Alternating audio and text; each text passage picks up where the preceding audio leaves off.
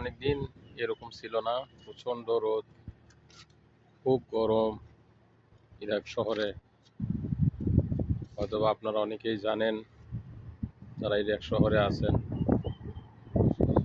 বিগত 2-3 দিন আগেও 50 ডিগ্রি সেলসিয়াস তাপমাত্রা এই ইরাক শহরে হয়েছিল। খুব গরম, প্রচণ্ড গরম।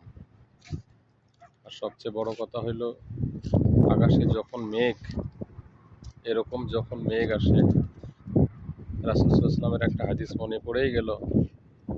রাসূল সাল্লাল্লাহু আলাইহি ওয়াসাল্লাম বলতেন যে আকাশে যখন এরকম মেঘ, তোমরা মেঘ দেখো, তখন তোমরা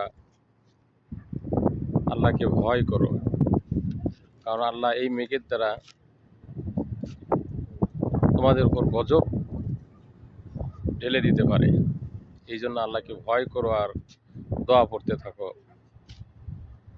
মনে মনে তোমরা দোয়া পড়তে থাকো, সব সময় দোয়া পড়তে থাকো, লা ইলাহা ইল্লা আনতা সুবহানাকা ইন্নী কুনতু মিনাজ জালিমিন।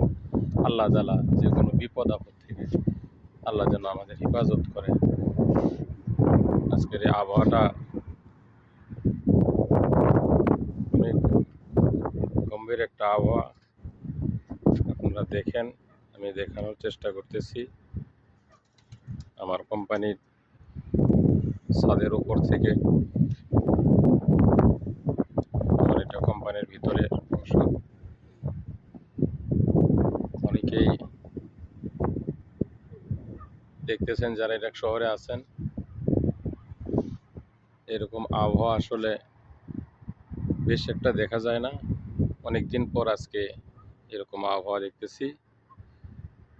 আপনারা সবাই মেঘ অবস্থা দেখলে আল্লাহর কাছে সর্ব অবস্থায় দোয়া করবেন, আল্লাহ যেন সবাইরে মাফ করেন এবং বোঝার তৌফিক দান করেন। আসসালামু আলাইকুম।